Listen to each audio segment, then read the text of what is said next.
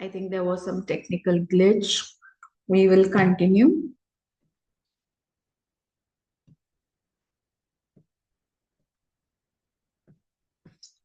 Yeah.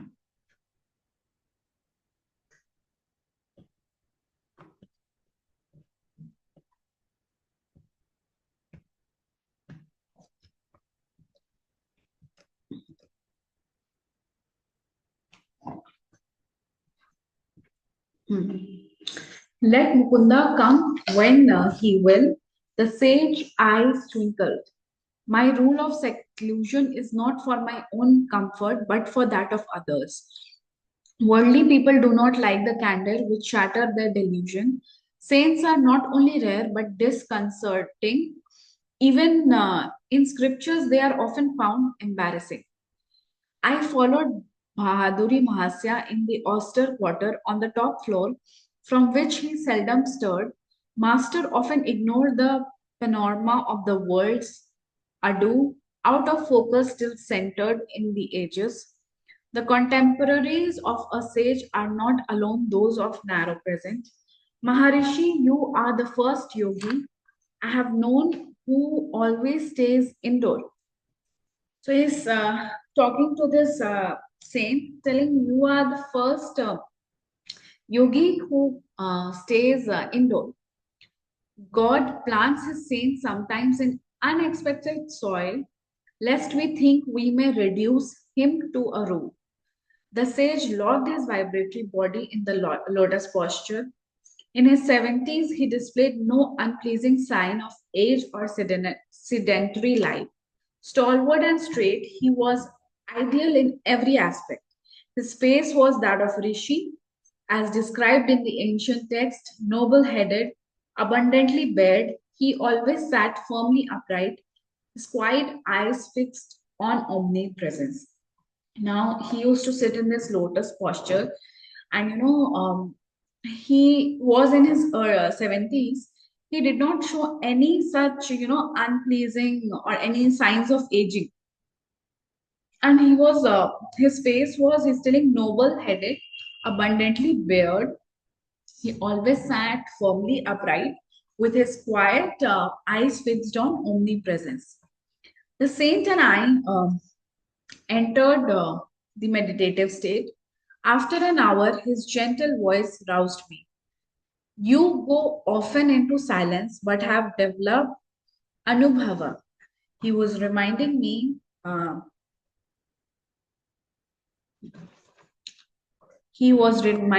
to love God more than meditation.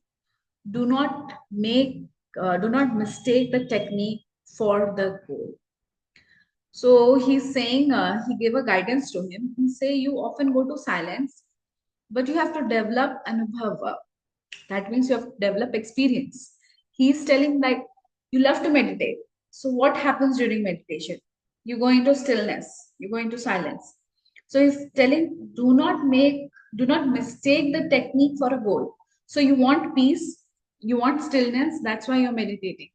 He's telling him to develop anubhav, have an experience during meditation. He offered me some mangoes with the good humored with that I found so delightful in his grave nature.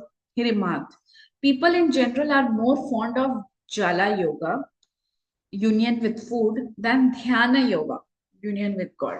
He's telling that people are more fond of Jala Yoga, means to have food, a variety of foods, than Dhyan Yoga, union with God.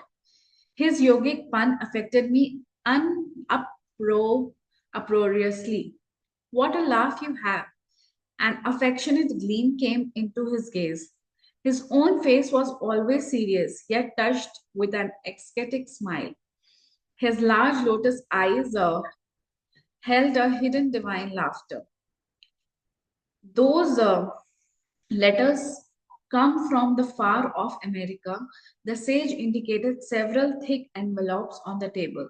I correspond with a few societies there whose members are interested in yoga. They are discovering India anew with a better sense of direction than Columbus. I'm glad to help them The knowledge of yoga is free to all who will receive, like the ungarnishable daylight. What rishis perceived as essential for human salvation need not be diluted for the West. Alike in soul, though diverse in outer experience, neither West nor East will flourish if some form of disciplinary yoga be not practiced. So he's telling like you will not grow in meditation, like you'll not have experiences until and unless you will discipline yourself with yoga. The saint held me with a tranquil eyes. I did not realize that his speech was veiled prophetic guidance. It is only now, as I write these words, that I understand the full meaning in the casual intimation. He often gave me someday. He often gave me that someday I would carry India's teaching to America. So in his very prophetic guidance, he gave him this guidance that he'll carry the east and west. He said, no, neither west nor east. He gave him a guidance that he will carry the teachings of India to west. So this is his picture in a lotus posture. As we saw, it was his description was that his eyes were rolled up and he had a long beard. Bahaduri Mahasya, levitating saint.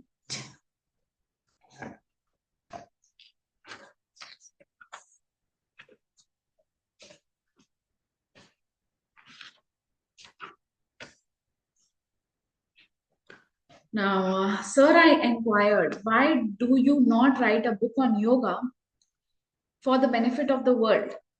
I am training disciples, he replied. They and their students will be living volumes, proof against the natural disintegration of time and unnatural interpretation of the critics. Maharishi and I wish you would write a book on yoga for the benefit of the world. I am training disciples. Okay. I remained alone with the yogi until his disciples arrived in the evening. Bahaduri Mahasya entered one of his inimitable discourse. Like a peaceful flood, he swept away the mental debris of his listener, floating them Godward. His striking parables were expressed in flawless Bengali. This evening, Bahaduri expounded various philosophical points connected with the life of Mirabai, a medieval Rajputani princess who abandoned her court life to seek companies of sadhu. One great sannyasi refused to receive her because she was a woman. Her reply brought him humbly to her feet. Tell the master, she said, that I did not know there was any male in the universe, save God. Are we all not females before Him?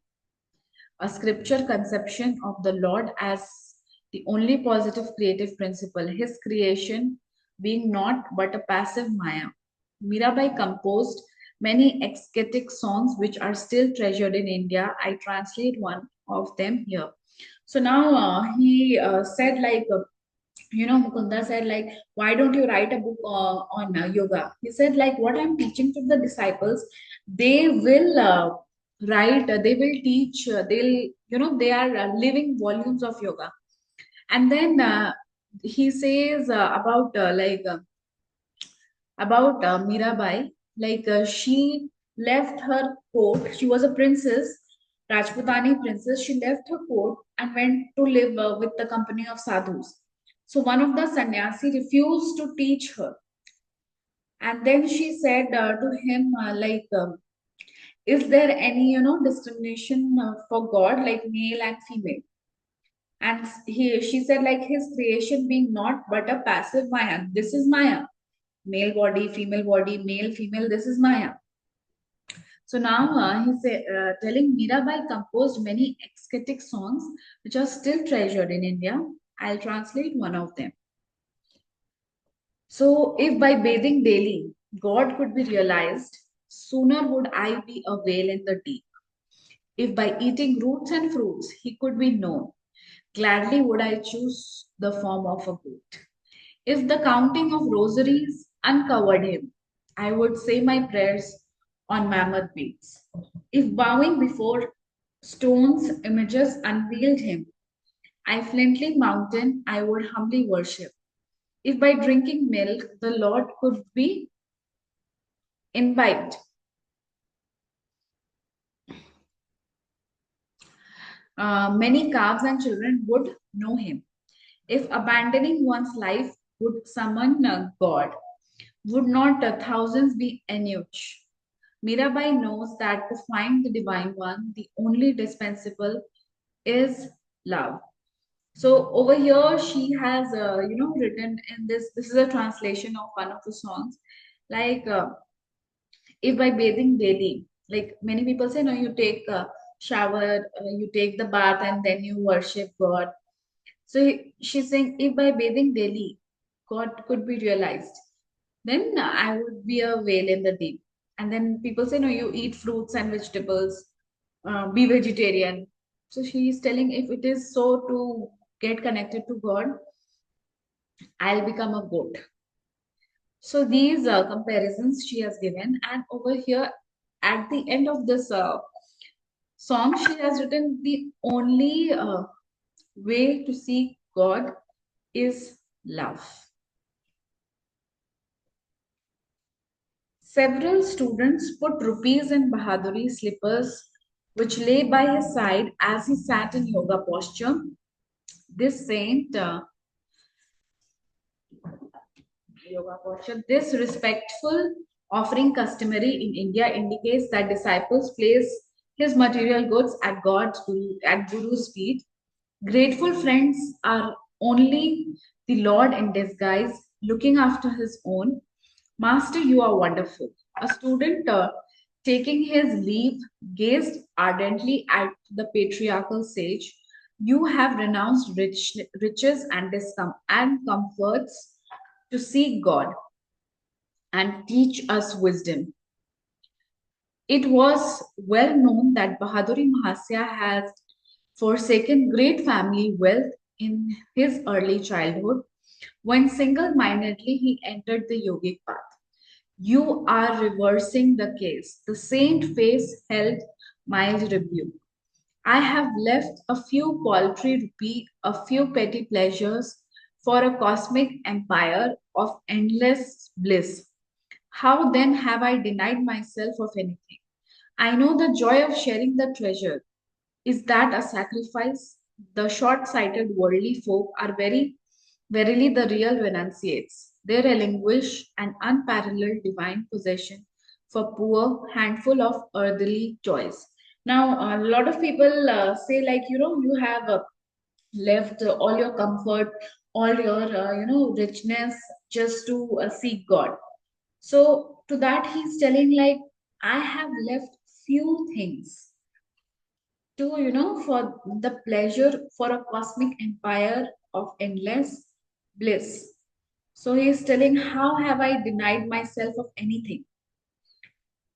I know the joy of sharing the treasure. So this was his answer. i chuckled over I chuckled over the paradoxical view of renunciation, one which puts the cap of Croesus on any saintly beggar, whilst transforming all proud millionaires into unconscious martyrs. The divine order arranges our future more wisely than an insurance company. Now, this is something we need to read very carefully. The divine order arranges our future more wisely than any insurance company. The master's concluding words were the realized thread of his faith. The world is full of uneasy believers in an outward security. Their bitter thoughts are like scars on their foreheads. The one who gave us air and milk from our first breath knows how to provide day by day for his devotees. Now he's saying, we try to secure ourselves with outward things. Like, if we get this, we'll be able to do that. If we get a house, we'll be able to, it'll be like a security. So, what he's trying to say, like, who are you to secure your life? He's telling God, the divine order arranges more wisely for our future than any insurance company. And the one who has given us air, who has brought us to this earth, from our first breath, he arranged milk for us. And he will provide us day by day. He is the one who will be providing us day by day for his devotees. I continued my after school pilgrimages to the saint's door. With silent zeal, he aided me to attain Anubhava. One day he moved to Ram Mohan Roy Road, away from the neighborhood of my Gurpar Road home. His loving disciples had built him a new hermitage known as Nagendra Mat. Although it throws me ahead of my story by a number of years, I will recount here the last words given to me by Bahaduri Bhasya. Shortly before I embarked for the West, I sought him out and humbly knelt for his farewell blessings. Son, go to America. Take the dignity of Pori India for your shield. Victory is written on your brow. The noble distant people will well receive you. So after coming back from school, he used to go and visit him. Then later on, his disciple built him a new hermitage known as Nagendra Mat. So his last words for him were when he was farewelling him, like, son, go to America, take the dignity of Kori Indian for your shield. Victory is written on your brow. The noble distant people will well receive you. So from here, his journey to West, to America started, and it was already forecasted, it was already foretold that he will be doing good. He need not worry, victory is his, and people will receive him well. So, this was the end of chapter 7, the levitating saint. After this, we'll be doing chapter 8, India's great scientist, J.C. Bose. So, this was an interesting piece of work.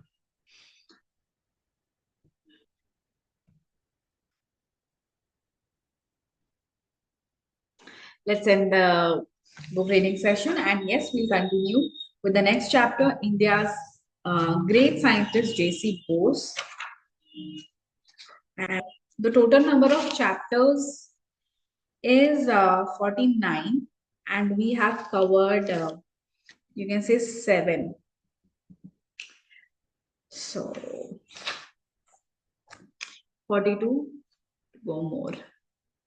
Thank you everyone for watching the videos. Have a great day. Bye bye.